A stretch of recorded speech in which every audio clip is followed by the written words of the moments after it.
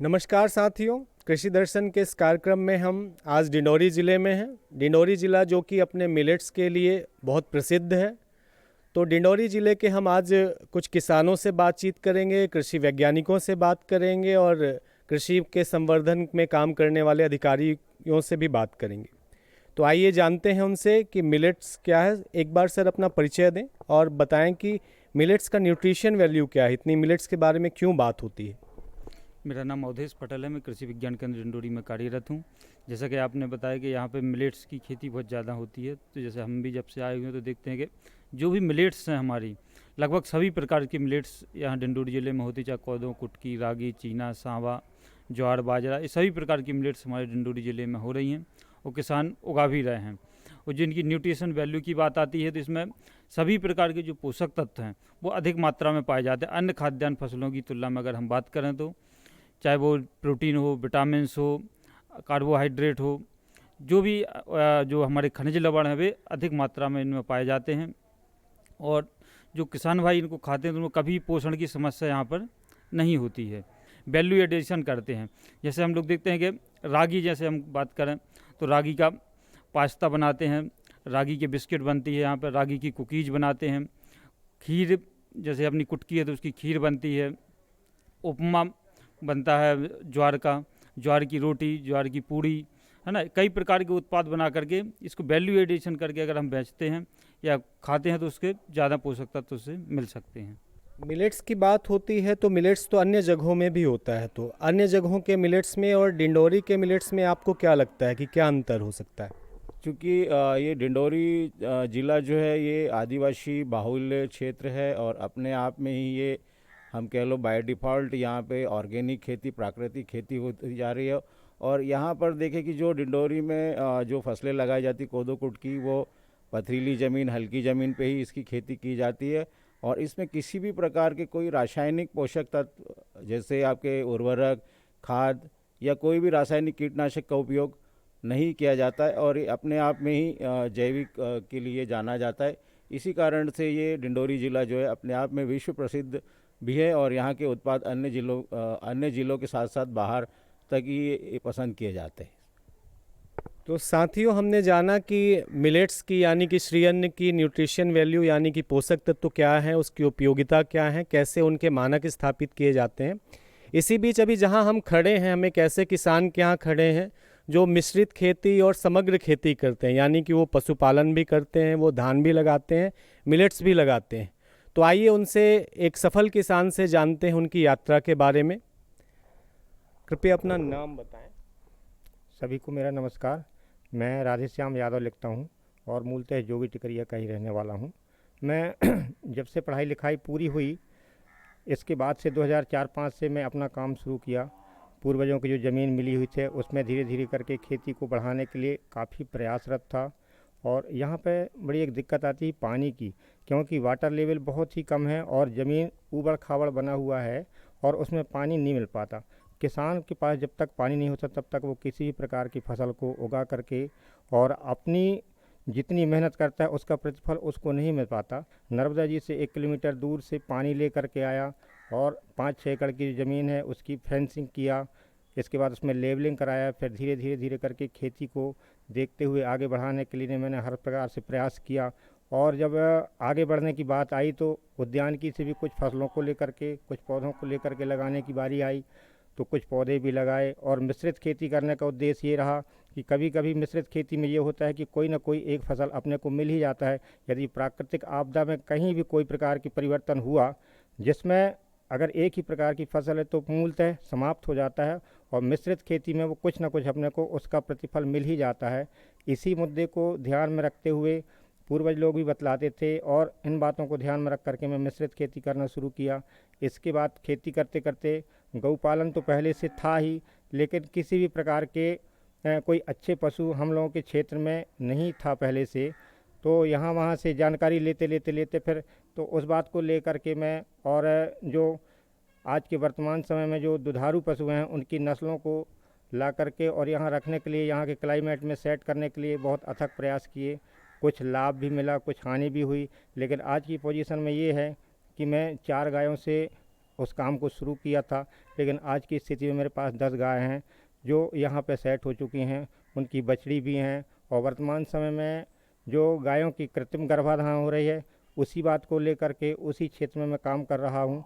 तो इन सभी चीज़ों को धीरे धीरे करके मैं आगे बढ़ करके, और हर एक किसान, मेरे जितने भी भाई हैं या सहयोगी भाई हैं, उनको सबको यही बतलाता हूँ कि आप किसी भी तरह से धीरे से अपने काम को आगे बढ़ाइए और उसी में सफलता अपने को मिलेगी।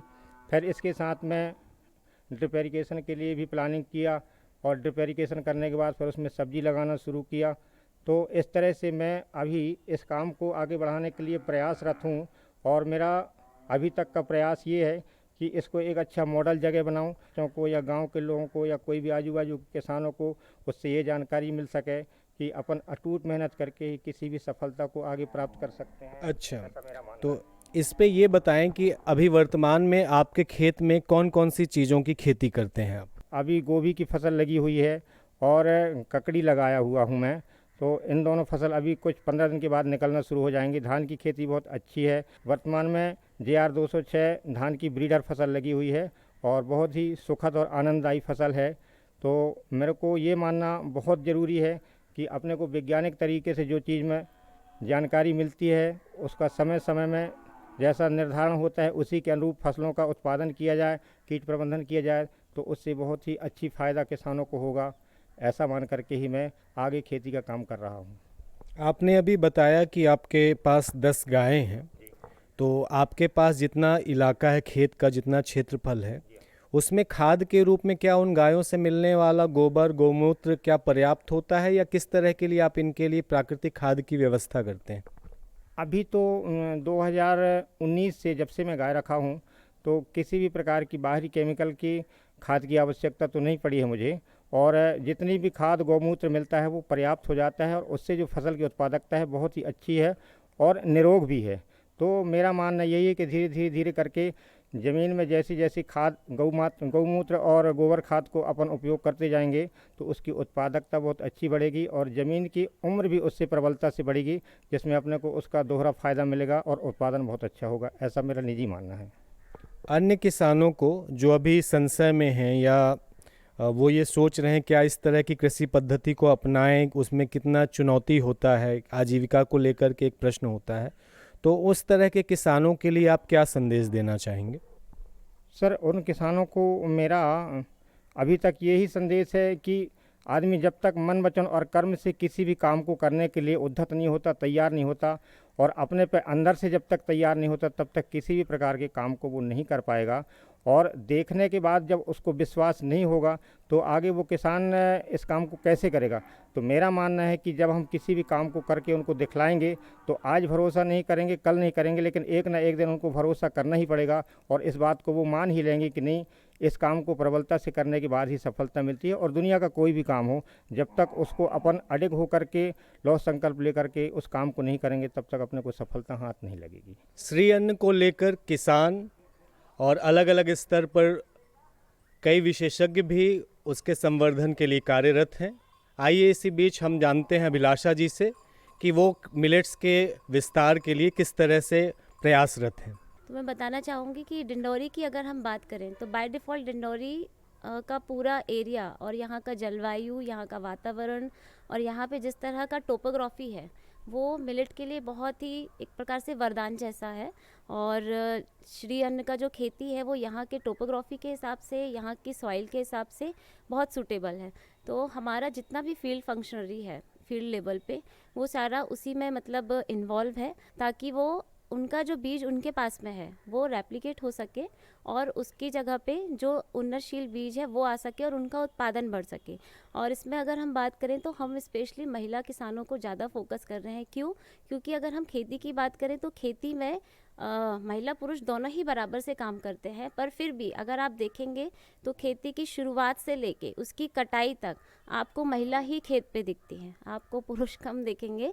तो लगभग 70 से 80% से ऊपर काम जो रहता है वो महिला ही करती हैं। कोशिश कर रहे हैं कि कैसे हमारा डिंडौरी मिलेट्स में, श्री अन्न में नंबर 1 पे आ पाए। और अभी वैसे भी मिलेट्स का इतना चल रहा है और डिंडौरी का नाम भी हो रहा है बहुत, पर सबसे बड़ा दिक्कत ये आ रहा है यहाँ पे कि प्रोडक्शन तो हो रहा है, लेकिन जैसे अभी बात हो रही थी कि मार्केटिंग का इशू है, और उसके प्राइस का इशू है। तो अगर उसका एमएसपी निर्धारित हो जाता है और किसानों को एक रिजनेबल प्राइस मिलने लगेगा उसका, तो उनका रुझान और मिलेट्स की तरफ बढ़ता जाएगा। और इसमें एक दिक्कत और भी आती है इसका खेती में कि जब इसका हार्वेस्टिंग करते हैं हम लोग, तो हार्वेस्टिंग में किसानों को थोड़ा सा परेशानी आती है, क्योंकि हार्वेस्टिंग में भी ज़्यादातर महिला किसानें ही इन्वॉल्व रहती हैं। तो हार्वेस्टिंग में उनको बहुत मेहनत करनी पड़ती है, और चूँकि इसकी जो खेती होती है वो जिस तरह की टोपोग्राफी में होती है या जिस तरह की सॉइल में होती है, तो वहाँ के लिए हार्वेस्टिंग के लिए कोई यंत्र का या फिर किसी मशीन को ईजाद करना थोड़ा सा अभी टिपिकल टास्क है। तो होप्स हो कि आने वाले समय में इसके लिए जो मतलब मशीनरी का काम है, अगर वो हो जाएगा तो इसका खेती और भी अच्छा होगा। और ये इंटीग्रेटेड फार्मिंग सिस्टम जो है उसमें एक बहुत ही अच्छा मतलब टूल है, क्या कहूँ, मतलब मिलेट्स का जो खेती है। क्योंकि अभी आपने देखा होगा जिस तरह का क्लाइमेट अभी चेंज हुआ, जिस तरह का बारिश हुआ और जिस तरह का अनइवन डिस्ट्रीब्यूशन है बारिश का, तो उसमें जो हमारी नॉर्मल फसल है, चाहे हम पैडी की बात करें या फिर हम गेहूं की बात कर लें या फिर हम अन्य फसलों की बात करें, तो हर फसल को किसी ना किसी तरीके से नुकसान होता है। जैसे अगर पैडी की बात करूं मैं, तो अभी जिस तरह से बारिश हुई तो उसमें किसी का जैसे ट्रांसप्लांटिंग नहीं हो पाया, या ट्रांसप्लांटिंग हो गया तो उनका प्लांट ग्रो नहीं हो पाया। तो अलग अलग तरीके से कृषि पानी की वजह से या फिर क्लाइमेट की वजह से क्रॉप को लॉस होता है। पर अगर हम मिलेट्स की बात करें तो मिलेट्स ड्रॉट टॉलरेंट क्रॉप भी है, जो सूखा सहन करती है और हर तरह की ज़मीन पे हो जाती है। और जिस तरह का ज़मीन हमारे डिंडोरी में है, ये तो बहुत ही वरदान है इसके लिए। और अभी इतना पानी गिरा और इतना मतलब पाला भी पड़ता है यहाँ पे, तो उसमें भी वो क्रॉप स्टैंडिंग रहती है, उसमें उतना नुकसान नहीं हो पाता। क्यों? क्योंकि वो ड्रॉट टॉलरेंट भी है और हर तरह की सॉइल पे ग्रो भी हो जाती है। तो मैं बस इतना ही कहूँगी। मैम, मैं आपसे जानना चाहूँगा कि रावे के लिए जो बच्चे आते हैं, कई सालों से आ रहे होंगे, और वो जब फील्ड में किसानों के बीच जाते हैं, तो रावे का क्या आप असर देखती हैं ज़मीन पर, जब किसानों के बीच आधुनिक शिक्षा लेने वाले बच्चों के बीच जब संवाद होता है, तो उसका क्या असर आपको ज़मीन पर दिखता है? रावी के बच्चे जब फील्ड पे जाते हैं और किसानों से परिचित होते हैं, तो शुरुआती दिनों में तो किसान उनसे दूर भागते हैं, बात भी नहीं करते हैं। धीरे धीरे जब निरंतर मिलते हैं तो वो दोस्त हो जाते हैं। और मैंने अक्सर देखा है कि जब रावे के बच्चे जाने लगते हैं तो हमारे किसान कई बार रो देते हैं। मतलब इतना जो 4 महीने के निरंतर संपर्क में हमारे स्टूडेंट जो कॉन्टैक्ट्स बनाते हैं और जो रिलेशन मेंटेन करते हैं, वो बहुत वैल्यूबल रहता है। और ये कई बार हम ये भी देखते हैं कि बच्चे और किसान आपस में कई सालों तक जुड़े भी रहते हैं। तो रावे का जैसा उद्देश्य है कि बच्चे किसानों के पास जाएं, उनके साथ रहें, उनके साथ काम में हेल्प करें। ये सिर्फ हेल्प नहीं होती, ये उनका सीखना भी होता है। और इस दौरान किसान भी अपनी समस्याएं बच्चों को खुल के बताते हैं और ये बच्चे हमको वो समस्याओं से अवगत कराते हैं, ताकि हम उनके लेवल पे, उनकी परिस्थितियों के हिसाब से समाधान उनको बता सकें। तो रावे का प्रोग्राम सिर्फ ये कोर्स नहीं है, एक लाइफ लॉन्ग लर्निंग हो जाती है बच्चों के लिए। क्योंकि जब वो ये पढ़ने के बाद बीएससी एजी के बाद एमएससी एजी के बाद जब ये बाहर जॉब में जाते हैं, तो ये जो 4 महीने 6 महीने गांव में रहने का अनुभव रहता है, और जो उनका जो रेजिस्टेंट पावर, सस्टेनेबिलिटी कह लीजिए कि आप कैसी भी परिस्थिति में हमारे बच्चे सरवाइव कर लेते हैं और हर परिस्थिति में समाधान खोज लेते हैं। कई बार ये लंबा फील्ड पैदल चले जाते हैं।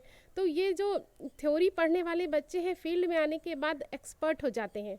किस चीज़ के लिए? कि जो इस पढ़ाई के बाद जो अपनी दुनिया में जाएंगे, कुछ जॉब करेंगे, काम करेंगे, तो वो उसके लिए सक्षम हो जाते हैं। तो ये रावे सिर्फ कृषि से संबंधित नहीं है, लाइफ लॉन्ग लर्निंग हो जाती है उनके लिए, और वो हर तरह से अपने आप को सक्षम पाते हैं। और जाते समय मैंने तो हर वर्ष यही देखा कि बच्चे जब जाते हैं तो वो घर जाने की खुशी तो महसूस करते हैं, लेकिन वो यहाँ किसानों को छोड़ के और कृषि विज्ञान केंद्र को छोड़ के जाने में दुख भी महसूस करते हैं। तो ये अच्छा कार्यक्रम है। और लेकिन मुझे अफसोस है कि जब हम लोग पढ़ रहे थे तब ये प्रोग्राम नहीं था, और अब है। तो मेरा पूरा प्रयास रहता है कि बच्चे ज़्यादा से ज़्यादा सीखें। हम उनसे गाँव में सर्वे करवाते हैं, हम गाँव ग्रामीणों के साथ मिलकर पीआरए प्रोसेस कराते हैं। पीआरए एक पार्टिसिपेटरी रूरल अप्रेजल होती है, जिसमें बच्चे गाँव का पूरा नक्शा वक्शा तैयार करके सर्वे निकालते हैं। मतलब पूरी A to Z इन्फॉर्मेशन निकाल के देते हैं कि मैडम इस गांव में ये है। मतलब वो हमें तो सब पता रहता है, लेकिन हम बच्चों से करवाते हैं। और पार्टिसिपेटरी का मतलब ये है कि गांव के बुजुर्ग किसान, बुजुर्ग महिला, मास्टर जी, सरपंच जी, युवा युवती ये सब शामिल हो और उनका ये पीआरए एक्टिविटी जो है इसमें पार्टिसिपेट करके गांव की एक्चुअल सिचुएशन को पेपर में लाके हमको दें, ताकि हम इसके आधार पे आगे के कार्यक्रम निर्धारित कर सकें। तो बच्चे ना सिर्फ पीआरए करते हैं, इसके साथ साथ किसानों के साथ रह के जो आपका ये होता है परंपरागत कृषि ज्ञान, इसको भी डॉक्यूमेंट कर रहे हैं। और साथ ही हमने ये भी बोल रखा है कि हर बच्चा अपने किसान के साथ एक नई एक्टिविटी करेगा। सपोज किसी के पास बर्मी कंपोस्ट नहीं है तो हमारे बच्चे को हमने बोला कि आप वहाँ बर्मी कंपोस्ट बनवाओगे। किसी का ऑर्चर्ड है उसमें थाले नहीं है तो ये थाले बनवाएंगे। ये हमारे फ्रूट्स प्लांट है, इनमें अगर कीड़े मकोड़े लगते हैं तो बोडो पेस्ट लगवाएंगे।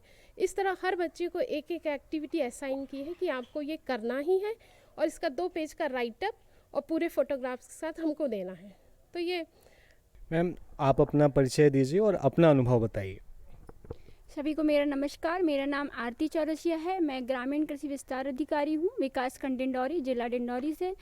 वर्तमान में जो मेरा पद है एक्सटेंशन वर्कर का है और मतलब वर्तमान में जो मुख्य रूप से हमारा काम चल रहा है कि हमको किस तरह से किसान की आय को कम करना है और उसकी आमदनी को बढ़ाना है। तो मुख्य रूप से हम प्राकृतिक खेती, जो जैविक खेती आप लोग सुन रहे होंगे, क्योंकि जो वो कर रहा है ट्रेडिशनल वो कर रहा है, पर ट्रेडिशनल में भी वो उतनी इनकम नहीं उसको इनकम नहीं, प्रॉफिट उतना नहीं होता। इसलिए जैसे कि मैं जैविक खेती की बात करूं तो उसमें बहुत सारी ऐसी खाद हैं, जैसे जीवामृत हो गया, घन जीवामृत हो गया, बीजामृत हो गया। तो हम किसानों के बीच में जाकर उनको प्रैक्टिकल करवा कर उनके सामने बनाया जाता है कि किस तरह आपके आसपास जो प्राकृतिक संसाधन हैं जो उपलब्ध हैं उनसे ही आप खाद तैयार करके जैविक खेती कर सकते हैं। ज़रूरी नहीं, क्योंकि वर्तमान में एक बहुत बड़ी समस्या है फर्टिलाइज़र के। बाय डिफ़ॉल्ट हमारा ज़िला जैविक है तो ये बहुत अच्छी बात है कि हमारे यहाँ के किसान जो हैं वो रासायनिक खादों का बहुत कम मात्रा में उपयोग करते हैं, पर जैविक खाद में वो केवल गोबर खाद का उपयोग करते हैं। तो अपने ही आसपास जो उपलब्ध प्राकृतिक संसाधन हैं उन्हीं से वो अपने प्रोडक्ट को तैयार कर सकता है। और निश्चित रूप से आपको पता ही है कि जैविक जो यहाँ पे मार्केट नहीं है, लेकिन यदि हम अदर सिटी की बात करें तो जैविक की डिमांड काफ़ी बढ़ रही है।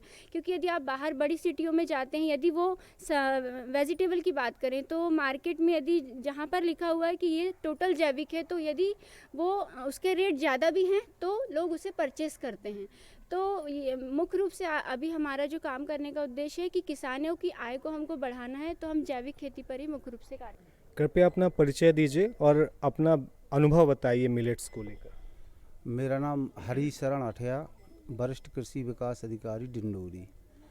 यहाँ का क्षेत्र है वो असिंचित है और ऊबड़ खाबड़ है पूरा, तो मिलेट्स के लिए सर्वोत्तम है वो। तो मिलेट्स का हम लोग इस साल वो रागी वगैरह में वो किए हैं, प्रमोट किए हैं राग। कृपया अपना परिचय दीजिए और मिलेट्स को लेकर जिस तरह के आपके अनुभव रहे हों डिंडौरी में, उसके बारे में भी लगभग। नमस्कार, मेरा नाम प्रमोद कुमार पांडे, मैं यहाँ पे कृषि विकास अधिकारी की पद पर कार्यरत हूँ विकासखंड डिंडौरी में।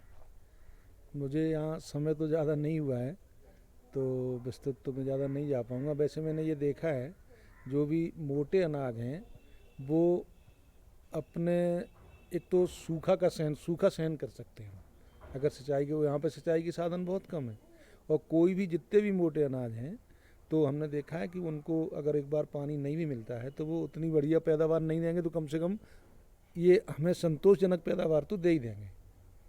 तो यही बस मेरा अनुभव। नमस्कार जी। जैसे कि आपका प्रश्न है, चूँकि हम रागी के खेत में खड़े हैं और रागी विशेषकर मिलेट्स की एक फसल है, पोषक अनाज के रूप में इसको लेते। और जैसे ये आपके देखेंगे विशेषकर जो ये फसल है, इसकी जो बाली अवस्था है यदि देखेंगे, क्योंकि ये हरी अवस्था में है, इसमें ये लगभग आप देखेंगे 10 से 15 दिन में ये लगभग पककर ये तैयार हो जाएगी। और इसमें अंतर कैसे करेंगे आप कि ये अभी तैयार हुई है या नहीं हुई है? चूँकि इसमें आपको मैच्योरिटी इसकी एक खासकर एक अवधि होती है, उस अवधि पे ये पककर ये तैयार होती है। और विशेष कर मैंने देखा ये मेरे पास जो ये बाली आपको दिखा रही है, ये जो आपका दिख रहा है ये पकने के बाद में इस तरह से ये आपका स्वर्णिम रंग ये ले लेता है और ये पककर ये तैयार हो जाती है ये फसल। हरी अवस्था में आप आराम से पहचान सकते हैं कि ये अभी परिपक्व नहीं है ये फसल। रंग का थोड़ा सा ये हो जाती है, इसमें बाली आप देखेंगे और बाली जो आपको दिखती है बिल्कुल ऐसे एक हमारा जो फिंगर्स जो हमारी बनती उंगलियां उस तरह से इसकी बालियां आपको दिखाई देती है। इसकी हम यदि न्यूट्रिशंस की यदि हम बात करें, चूँकि ये मिलेट्स ही पूरा न्यूट्रिशनल वैल्यू सभी मिलेट्स की होती है, इसकी अपनी एक अलग न्यूट्रिशनल वैल्यू है। चूँकि रागी के बहुत सारे ऐसे उत्पाद बनते हैं, आप देखेंगे रागी का आटा, रागी का हलवा, आप लोग ने इसके बिस्किट्स इसके रागी के बहुत न्यूट्रिशियस होते हैं। तो इसको आप सामान्यतः इसको मेडिसिन समझ के ना उपयोग करें। यदि हम किसी को भी मेडिसिन की तरह उपयोग करेंगे तो उसकी वैल्यू थोड़ा कम हो जाती। इसको यदि आप मिलेट्स को आप रोज़ाना अपने भोजन में यदि शामिल करेंगे तो एक अलग आपके लिए होगा। जैसे हम सामान्य भोजन करते हैं उसी तरह से हम इसको भी हम भोजन में अपने शामिल करें। कई बार हम सोचते हैं कि इसके खाने से डायबिटीज़ या शुगर की समस्या नहीं होगी, तो उसको सोच के ना आपका है। जिसको यदि डायबिटीज़ है वो इसके उत्पाद में शक्कर ना मिलाए, यदि जिसको डायबिटीज़ है तो वो विदाउट शक्कर वाला खाए, और जिसको डायबिटीज़ है तो बच्चों के रूप में यदि हम देखें तो इसके बिस्किट शुगर को थोड़ा सा ऐड करके। इसमें सर हम यही जानना चाहेंगे कि क्या क्या व्यंजन बनाकर लोग अपने घर में इसका इस्तेमाल कर सकते हैं। इसके प्रमुख व्यंजन जैसे आप रागी के आप देखेंगे, रागी के बिस्किट, रागी का आटा तो हम मल्टीग्रेन्स उसमें उपयोग करते ही है। रागी के बिस्किट, रागी का हलवा बहुत स्वादिष्ट होता है। इसके अलावा जैसे आप कोदो की यदि हम बात करें तो कोदो के नमकीन, चकली, उसका चावल जो हम सामान्य उपयोग करते हैं जिसमें कि लो ग्लाइसीमिक, जिसमें कि शक्कर की मात्रा कम होती है, तो हम जो शुगर के पेशेंट्स हैं उनके लिए खासकर इसका हम उपयोग कर सकते हैं। कुटकी की हम यदि बात करें तो कुटकी जो है विशेषकर आप खीर बहुत अच्छी बनती है। 10 ग्राम यदि कुटकी आप लेंगे तो 1 लीटर दूध के साथ 10 ग्राम कुटकी का उपयोग हम करके खीर बहुत अच्छे से इसको बनाते, बहुत कम इसकी मात्रा लगती है। सामान्य रूप से इसकी कोदो की आपकी इडली भी, आप चकली भी इसकी उपयोग कर सकते। तो रागी के खेत में क्या खरपतवारों की भी समस्या आती है और किस तरह के चैलेंज देखने पड़ते हैं? वैसे तो सारी फसलों में विशेषकर खरपतवारों की समस्या होती है, चूँकि ये आपका ये पोषक अनाज है, मिलेट्स है, तो सामान्यतः किसान इसको तो छिटक कर लगाता है। लेकिन हमारे यहाँ पे जो आप देख रहे हैं ये अनुसंधान जो चल रहा है, अलग अलग इसमें ट्रायल्स आपके लगे हुए, अलग अलग सारी वैरायटीज़ है। तो ये लाइन पद्धति से लाइन इसकी सोइंग की गई है और इसके अलग अलग वैरायटीज़ के हम अलग अलग कैरेक्टर्स देखते हैं। तो क्या इस फसल में सिंचाई के लिए पानी की व्यवस्था करनी पड़ती है या प्राकृतिक वर्षा पे ही आधारित होती है खेती? सामान्यतः इसमें बहुत कम सिंचाई की आवश्यकता होती है, क्योंकि ये ऐसी जगह पे लगती है जो कि पथरीली जगह पे होती है जहाँ पे पानी रुकता नहीं, और वर्षा आधारित ये फसल होती है, और ये विशेषकर सूखा को भी ये सहन कर लेती है। तो अभी कितने किसान इसे लगा रहे हैं इस रागी की फसल? ज़िले में हम देखें तो लगभग इसका जो क्षेत्र है, विशेषकर हम रागी की तो बात नहीं करते, कोदो कुटकी के लिए खासकर ये में प्रसिद्ध है। तो लगभग 25,000 से ऊपर का जो क्षेत्र है कोदो कुटकी लगाया जा रहा है ज़िले में। इसमें किसी तरह की कीटों की समस्या भी होती है? किसी विशेष प्रजाति के कीट भी हो लगते हैं? इन फसलों में कीट और व्याधियों की समस्या बहुत कम आती है, और आती भी है तो सामान्य रूप से इसके हम प्राथमिक रूप से इसके उपचार करते, चाहे वो बीजोपचार हो, फसल की खड़ी अवस्था में जैविक कीटनाशक का हम उपयोग करके इसको हम नियंत्रित कर लेते हैं इसमें। और समय अवधि कितनी होती है एक स्वस्थ फसल के हिसाब से? वो निर्भर करता है आपकी किस्मों पर, अलग अलग किस्म की अलग अलग समय अवधि होती है। सामान्यतः जो किस्में जो होती है 100 से 115-120 दिन तक ये पककर ये तैयार हो जाती है। जैसे आप ये देख रहे हैं कि इसकी बुआई हम जून के आखिरी सप्ताह से लेकर जुलाई के प्रथम सप्ताह तक इसको लगाते हैं। तो एक बार फसल कट जाती है तो खेत में कितने समय तक इसे रखा जा सकता है? सामान्यतः इसको हम इसका जो मॉइस्चर है उसको कम रखते हैं, और मॉइस्चर को कम करने के लिए 15 से 20 दिन तक इसको धूप में सुखाकर फिर इसकी हम प्रोसेसिंग इसकी करते हैं। तो इसकी प्रोसेसिंग अभी मैनुअल तरीके से होती है या अब इसमें मशीनों का इस्तेमाल भी बढ़ गया है? छोटे लेवल पे मैनुअली करते हैं, और बड़े लेवल पे हम इसका हार्वेस्टर का भी इसमें और थ्रेशर का उपयोग इसमें करते हैं बड़े लेवल पे। तो यहाँ खेत में जो हमें दिख रहा है इसमें कौन कौन सी वैरायटी के मिलेट्स दिख रहे हैं? अलग अलग मिलेट्स है जो हमारा जो इंडियन मिलेट रिसर्च सेंटर जो हैदराबाद में है, वहाँ की वैरायटी यहाँ पे ट्रायल्स के लिए आती है। ऐसी कम से कम 10 से 15 ऐसी वैरायटीज़ है जिसका हम परीक्षण करते, फिर उसके बाद नई वैरायटी निकलती है। इसके अलावा क्या डिंडोरी के मिलेट्स बहुत ज़्यादा प्रसिद्धि पा रहे हैं इस समय, तो क्या जो देसी बीज हैं मिलेट्स के उनको भी यहाँ पर लगाया गया है, उन्हें भी बढ़ाने उनके संवर्धन के लिए कोई काम किया जा रहा है? यहाँ पर देसी तो नहीं, हमारे अनुसंधान केंद्र में देसी किस्म के नहीं, वो आपको किसान ग्राम स्तर पे ही वो आपको मिलेंगे, और देसी किस्मों के बीज उसी स्तर में मिलेंगे। यहाँ पर जो भी है वो रिसर्च और अनुसंधान पर्पज से यहाँ पे वो लगाई गई है किस्में जो है। तो यहाँ से रकबा बढ़ाने के लिए बीज भी किसानों को उपलब्ध कराए गए हैं? किसानों को बीज उपलब्ध कराने के लिए जो हमारा ये बीज उत्पादन भी इस केंद्र में होता है, और हमारे जो विश्वविद्यालय है वहाँ से किसानों के लिए वो अलॉट किया जाता है बीज, और यहाँ पे जो बीज है वो ब्रीडर बीज तैयार किया जाता है जो शुद्ध रूप से रहता है, 100% शुद्ध होता है। तो किसान भाइयों, आपने देखा कि श्री अन्न यानी कि मिलेट्स की खेती के लिए अलग अलग विशेषज्ञों की क्या राय है, और अगर अच्छे से प्लानिंग किया जाए तो ये एक मुनाफे का सौदा हो सकती है। साथ ही अगर खेती जैविक की जाए तो वो पर्यावरण के साथ साथ हमारे स्वास्थ्य के लिए भी लाभदायक होती है। आज के कृषि दर्शन कार्यक्रम में फ़िलहाल इतना ही। मिलते हैं फिर अगले अंक के साथ, तब तक के लिए नमस्कार।